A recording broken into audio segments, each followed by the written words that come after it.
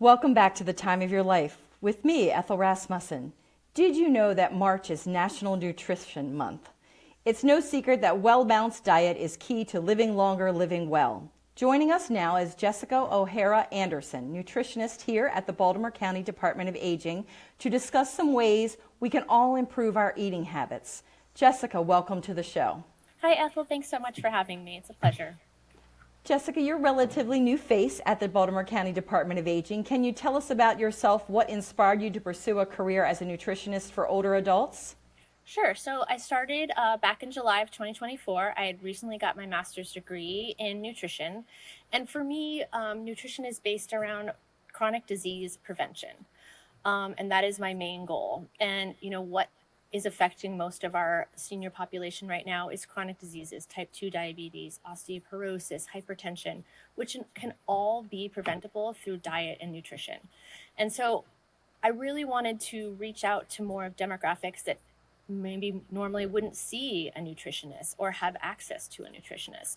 So when we created the nutrition program 2025 around eating together, we really honed in on that population. So we have two programs two segments that we created for the 2025 nutrition program, one of which is macronutrients, and the second session is vitamins and minerals. And those are surrounding like what seniors can be eating to really help with disease prevention. And then, we want people to live longer, but we want them to live healthier years. So how can we give them more energy and more vitality? And that is through diet.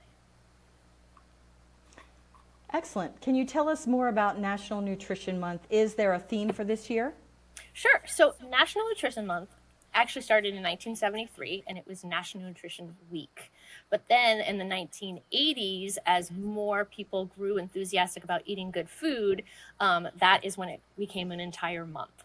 So 2025, it's Food Connects Us, which highlights the ways that food connects us between health access, traditions, and just access of all different ways of life. And like, what are those things? So first of all, socially, what connects us all through cultures and traditions? It's the social aspect of food. It's eating a meal together, and they've shown that eating meals together is actually really helpful for depression and digestion and other chronic disease preventions as well. And then preparing food. So we've kind of stepped away a little bit from the home preparation and the cooking, and how can we start getting involved in that again? Learning about what we're eating, preparing your own food gives you the control of the vitamins and nutrients that you're putting in there, the sodium, the saturated fats, the sugars. So really inspiring people to maybe do a little bit more cooking in the home. And then the last way is like learning about where your food comes from. We've kind of gotten away from the food, how our food is prepared, where it comes from, how it's locally produced. And so we really would like participants at senior centers and other individuals to really like go out there and get involved in their, communities, as far as like, is there a community garden? Is there a local food bank that they can volunteer at? And just really learn about more where their food sources are coming from and get involved more in the community. Excellent. Can you explain how food connects us at BCDA? Sure. So we have two programs. One is an everyday daily program, which is called Eating Together. And that is a federally funded program from the Older Americans Act. And basically the idea is that it's a congregate meal for people to come together. It's held at senior centers and nutrition sites. And what they found, again, with research, is that people eating together is better for digestion and for mental health. So, the idea is to bring people together to have a meal. Other aspects of this that are, very valuable is it's economic. We ask for a $4 donation. It's nutritionally balanced meals that are signed off by a registered dietitian, which include, lower in saturated fat, lower in sugar. If you're diabetic, if you have hypertension, you can be eating these meals. And then, it's just a way to kind of get people together to be eating. And then also, part of that program is nutrition education. So someone like me comes out and tells you what you should and shouldn't be eating. And sometimes breaking people's hearts a little bit, but that's okay. And who's eligible for that is the people over the age of 60, disabled residents, caregivers for people with living a disability. And if you volunteer at a senior center at Eating Together, you can also get a meal as well. So those are held at senior centers and nutrition centers, which you can look up your local senior center and find out when meal times are. And then the other program we offer is No Senior Eats Alone, which is an annual event, which is really kind of like a big party. You don't have to participate or belong to a senior center. You can just come eat with a big meal. And a lot of the senior centers, they have entertainment and prizes and giveaways. And it's just, we take our meal and we really curate it to be something special for that day. So it's just a way, if you're normally, eating by yourself, it's a way to get together and have, come to a joyous event. That's what food equals joy, Very true. And No Senior Eats Alone Day will be coming up in September, so everyone should watch for more information on that. Before we leave, can you tell us more about the Nutrition Office? What other sorts of nutrition services does BCDA provide? Sure. So we also offer a farmers market program, which every year is an annual event where we open up a lottery where people can apply, and then you get a $50 farmers market card. One way is that's really great for the local community is it gets people involved in their locally sourced food. It provides more income for the actual local farmer.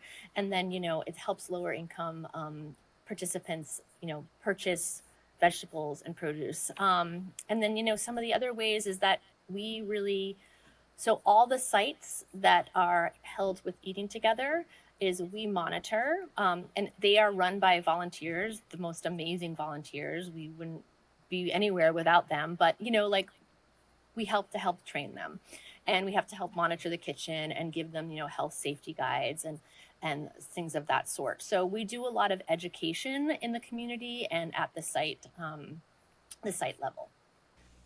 What are some ways our viewers can celebrate National Nutrition Month? Sure. So I encourage viewers to take a minute and really look at what you're eating.